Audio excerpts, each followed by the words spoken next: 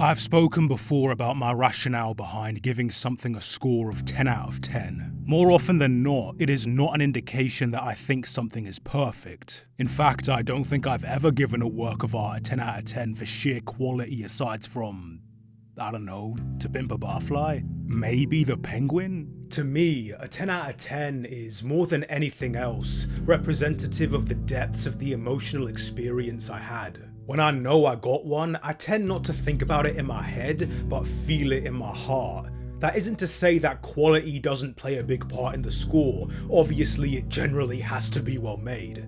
And yet, there are multiple pieces of media that I could very easily poke holes in, levy clear and numerous criticisms at, that I have given a 10 out of 10. Likewise, there are multiple pieces of media where, if you held a gun to my head and asked me to criticize them, I would struggle to think of one bad thing to say that I have not given a 10 out of 10. It's not enough for something to be good or great or perfect.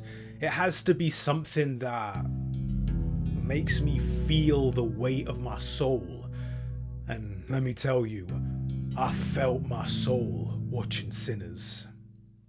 Ryan Cooglar is one of those filmmakers whom I've been aware of and generally know is regarded as making decent films, even though I've barely seen any of them. I know he worked on the Creed films, I know he had a hand in Judas and the Black Messiah as a producer, but the only film of his I've actually seen, at least up until now, was Black Panther, which I saw in the cinema way back when it first came out 7 years ago.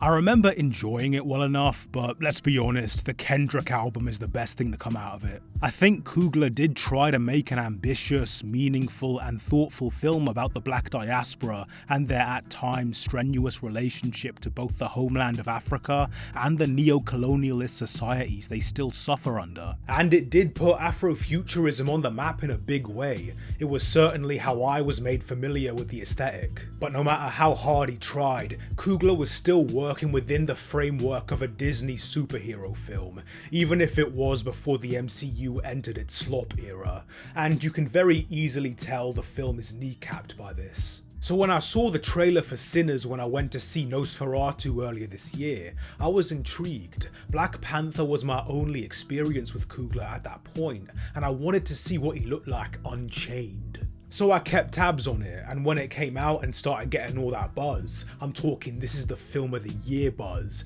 I knew I had to see this as soon as possible. So I did. The same day I saw a Minecraft movie. Look, I had 2 free tickets and I couldn't get anyone to go with me on short notice, so what do you want me to waste them? What else was I gonna see? Revenge of the Sith? I should have gone to see Revenge of the Sith. Well, whatever film I saw would have been an afterthought by evening, because much like how Ethel Cain had the audacity to release the album of the year in January, Ryan Cooglar, in his arrogance, just dropped the best film of the year not even halfway through it. I basically said it all in the intro, I think it's a 10, and again, while that means I fucking love it and think it's incredible, that doesn't mean I think it's perfect. It's a film that does a lot, arguably to its detriment, but that also means it's a really fascinating one to think about and to talk about. This video was basically a necessity if I was ever going to get my thoughts in order. If you haven't seen Sinners, I seriously cannot recommend it enough. You owe it to yourself to experience this film properly. And even if you have, go see it again. This is absolutely a film that benefits from repeated viewings. Each one you pick up on details you missed or would have glossed over, and those you didn't you see with renewed clarity and perspective. With all that being said, time to head down south, right after we take a quick detour to the Pacific Northwest. Have you ever wondered what Gravity Falls would be like if it were a David Lynch film? And also wasn't a film? Kingscreek is a horror fiction podcast created by Thomas S. Dennis and produced and composed by yours truly. A semi-anthology style series, Kingscreek follows freshly graduated Damien Bachman as he goes through his deceased Uncle Mark's old tapes, files and notes, detailing the strange and disturbing happenings in the small town of Kingscreek, Washington. If you're a fan of shows like the Magnus Archive, Twin Peaks, or the aforementioned Gravity Falls, you'll probably get a kick out of this.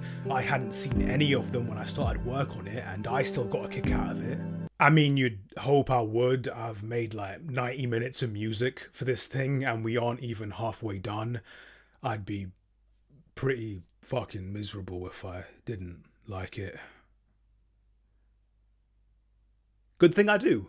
Seriously, it's been so much fun working on this show. I'm so proud of the work me and Thomas have done, and I cannot wait for you to see it all. At the time of publishing this video, 5 episodes are available to the public, with many more in the pipeline coming out on a weekly basis. I've left a link to both the main YouTube channel and a page that'll take you to Spotify or Apple or wherever else you listen to podcasts. There'll also be one at the end of the video. Speaking of, back to Sinners.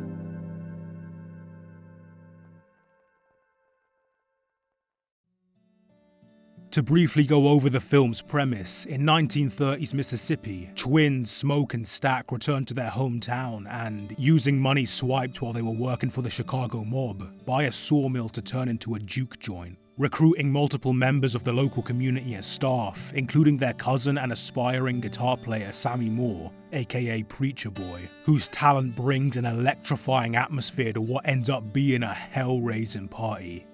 Literally.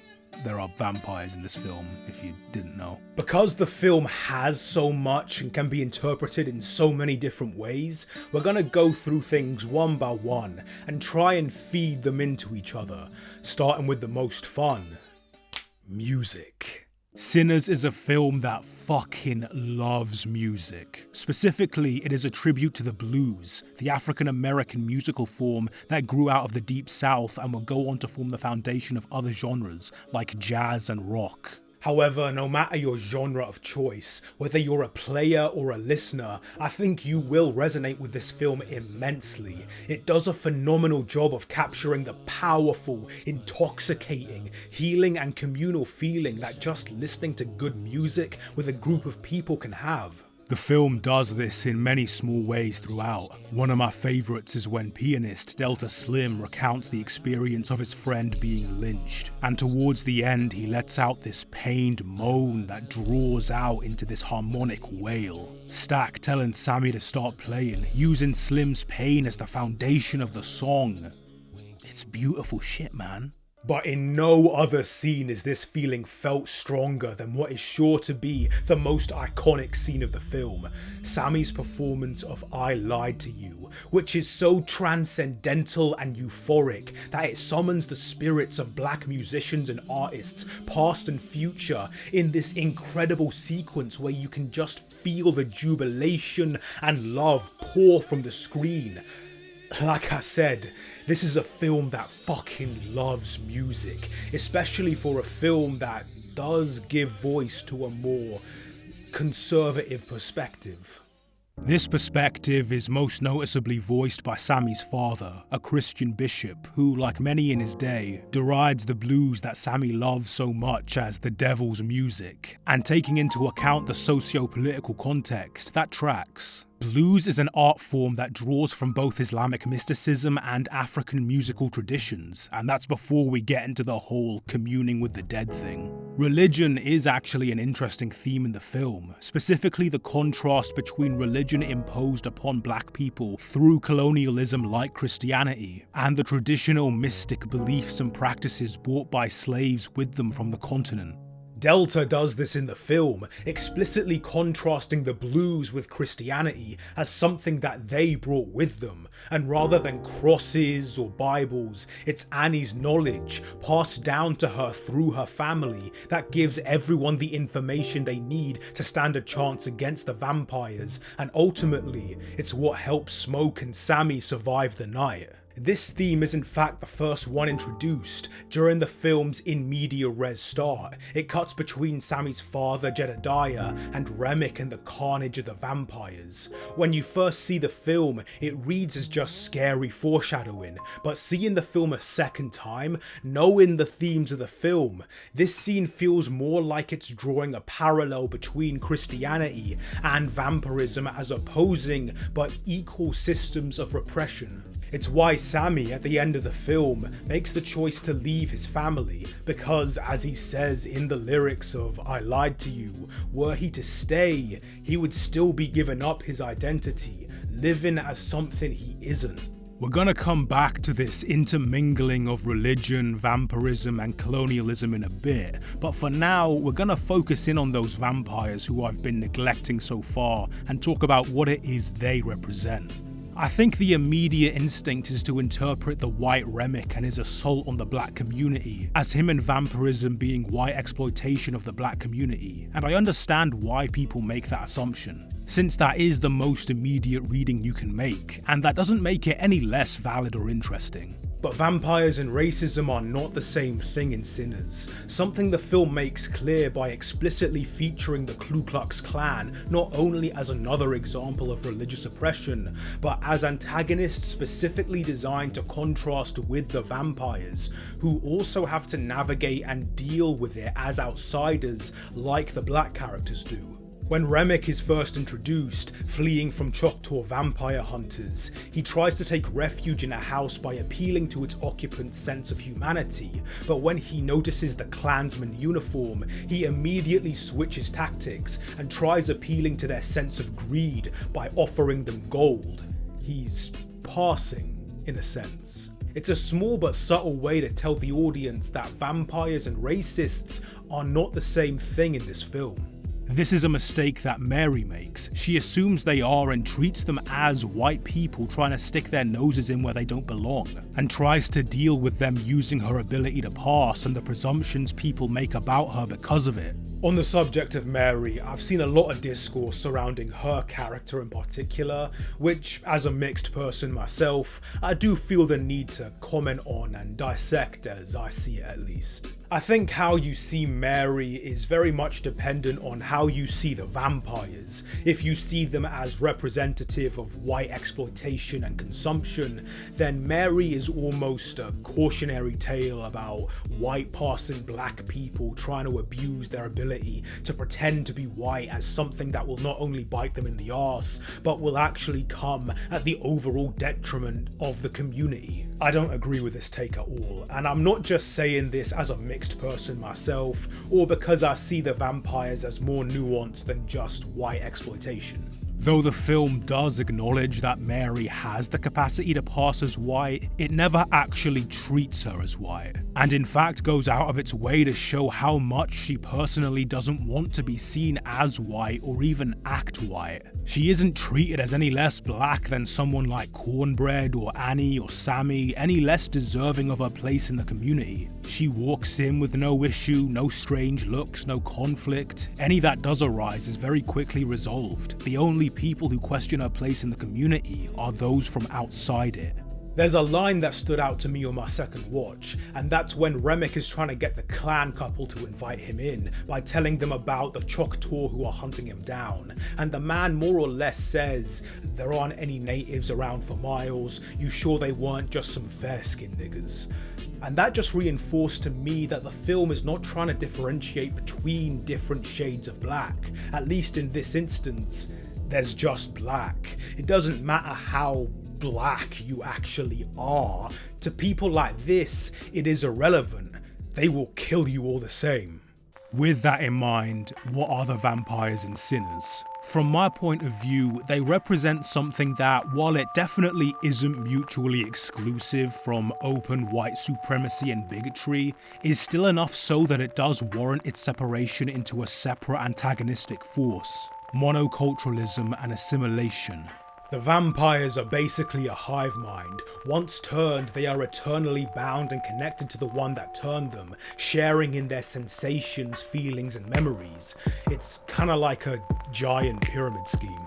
While they retain surface level differences and individual behaviours, in practice, every single vampire is the same person with the same goals and the same priorities and the same desires. And you, the person you once were, your own tics and eccentricities, still part of a community, but one that gave you your own unique place in it, ceases to be. You become both immortal and dead at the same time, forever cut off from yourself and the people you once called family. That is the danger, the tragedy of Cooglar's vampires. Loss. You live forever and gain unimaginable power at the cost of losing yourself and everyone you loved, becoming not a thread in a tapestry, but a cog in a machine. A machine that hurts everyone around it, including the person running it. Remick is potentially the single most interesting character in the film, and it is almost entirely down to the single detail that he is Irish. Like Mary, he is a member of a disenfranchised and oppressed community who passes as something he is not for his own survival, but in doing so only suffers, only finds himself distant from the place and people he once cherished. It actually kinda reminds me of... Okay, this is gonna be weird, but it makes me think of Xenoblade Chronicles 3. Look, I know I'm crippled with the Xeno brain rot and will use any excuse to talk about it.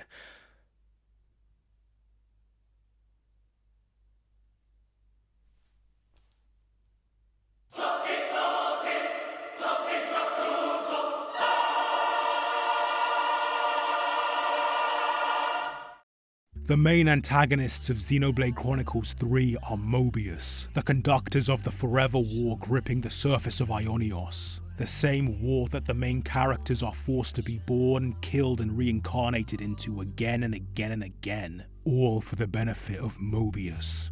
Moebius are specifically representative of and driven by stagnation and fear of change, but also of systemic cruelty, of a wider system that simply exists to cause the suffering of many for the benefit of few. However, many of Moebius's ranks aren't really shown as having really gained in much outside of material comfort, which is ultimately fleeting and unfulfilling.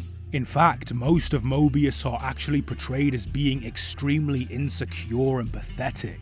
A lot of them being people previously oppressed by the system who, out of fear and desperation, clawed their way to the top and have taken the place of their oppressors, ostensibly in a much better place, but still trapped in that same cycle of endless consumption. They will never be truly satisfied, so they will never be truly happy. This even applies to the character who ostensibly is that cycle itself made manifest, Zed. Zed is a fascinating character to think about because while the game seemingly doesn't develop him much outside of his role as a face for a faceless evil, if you pay close attention, you realize it does actually drop little details that do humanize and flesh him out as a character in his own right. Namely specific word choices that stick out amidst his theatrical monologues. There's an interaction at the end of the game when the party finally confronts him that's always stuck out to me, even when I heard it for the first time, as noteworthy. We now know the importance of true choice. We'll build it for ourselves. A world with the freedom to choose. Not a hollow world of fiction like this one. Everyone wants a reality that they can believe in. Freedom is nothing more than fiction. A deception. Those with power, those who can choose, think nothing of it. Freedom is nothing more than fiction. A deception. Those with power, those who can choose, think nothing of it. Not those with power have freedom, but those with power think nothing of not having freedom. It's an acknowledgement, an admission, a Freudian slip on Zed's part that, as much as he is the one with power, he is still a subject of the system in which he lives. He is still bound by the same rules and expectations as everyone else, as much as he may write them himself. For all his power, there is still a role for him that he must fulfill and cannot deviate from. And so, to distract himself from this, he leans into it, plays the part of a cackling supervillain who gets off on the suffering he inflicts, because that's the only real choice he can make. He has his role, all he can do is enjoy it or not. Either way, it gets done. This culminates in his breakdown after the party finally beats him, in which the weight of his absurd existence, devoid of the power that was previously propping it up, finally becomes too much for him to bear as he begins lashing out, screaming about how much he hates this world, the world he rules, the world that he made but has no power to change due to his inherent nature as a being born from the fear of change. And when you cannot choose, what then? In that desperate moment, who will be there to soothe you? The self is all that exists. As such, the only cure for despair is total oblivion. That is the face of the world. I hate it, hate it, hate it, hate it, hate it, hate it. This rotten world. I loathe it. Remick reminds me of Zed in all the best ways. He is the harbinger of vampirism to the community. He is the one whispering sweet promises to everyone of true freedom, of a life without fear and prejudice. And yet he openly describes himself as trapped. Like all the vampires he creates that night, he too is no longer himself, no longer part of any real community, just a congregation of variants of himself. There's no culture, no bond, no love, just him. The reason he is drawn to the juke joint, the reason he is so desperate to turn Sammy, is because he wants to use his gifts to reconnect with his own people, his own community that he has long since been separated from. It's unknown how old Remick is, but it's implied he witnessed the colonization of Ireland by the English, witnessed the Celts' traditional pagan beliefs purged, in favour of a faith forced upon them by those who believed themselves to know better, who believed themselves to be better. Remick is the bringer of a plague he suffers. He is the victim of a crime he himself commits. He is the warden of a prison in which he is prisoner. He is the ruler of a world he himself loathes. And in case you were in any doubt, this is something nailed in for good measure by the mid-credits scene. 60 years after the film, with Sammy now a famous blues musician and club owner, he is visited by Stack and Mary, who were the only vampires to survive the night and, with Remick gone, seem to be freed from his influence. They offer to turn him, extend his life past his dying days, but he declines, sending them on their way with one last song and an admission that before the sun went down, that night all those years ago was the best night of his life. The first time he felt true freedom. And Stack, thinking back to the last day he saw the sun, the last day he saw his brother, agrees. I think trying to sum up all of Sinners into one easily digestible message is difficult. There's so much to talk about, and there's a lot that I've had to just leave out for time. But I think if I had to, I guess I would say that Sinners is saying that what is most important is finding a place where you can unapologetically be yourself. That there is nothing more liberating than simply existing in a space with a group of people who allow you to simply be.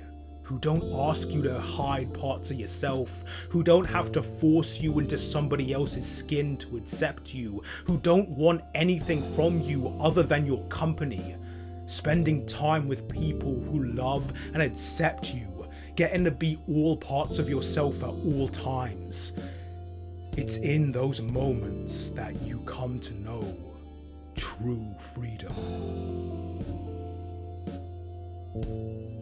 All of this is my interpretation of Sinners, of course. It's an extremely dense film that's only just come out, and I'll admit to not having all the answers. And as a mixed-race British Zoomer, I'm coming in with my own perspective and interpretations that other people might not have, meaning I see things in a different way, but also might miss details that someone else might pick up on. So as a show of good faith, and to encourage you to seek out other interpretations to make your own more whole, I've linked some other videos in the description by other YouTubers whose takes I may or may not even agree with, but still found interesting interesting and felt added nuance to the discussion. And of course, be sure to add your own thoughts about the film in the comments, talk about what you found interesting about it, and your own interpretations and theories.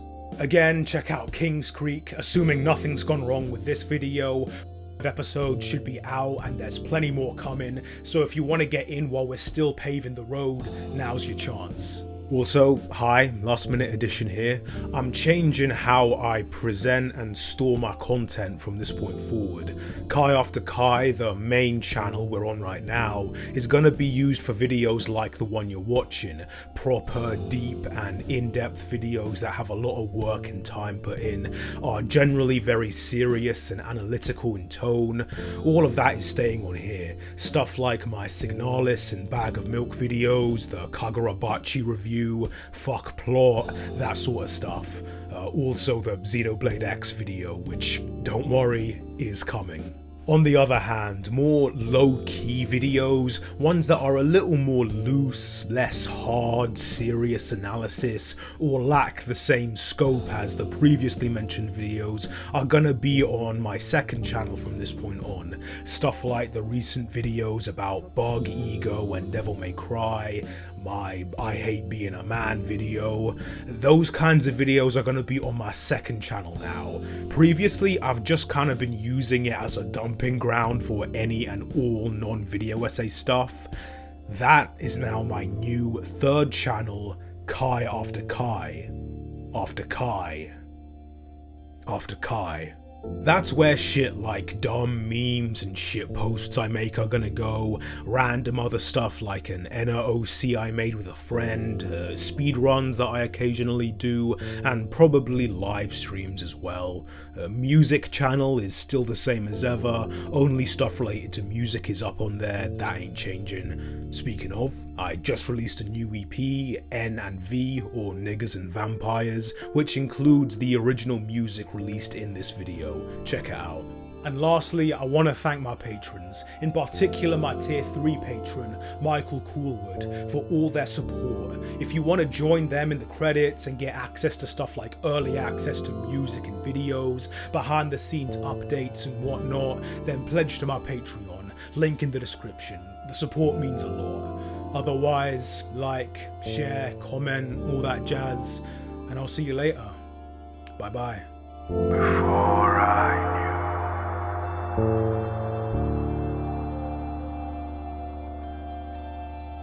that I'd leave you.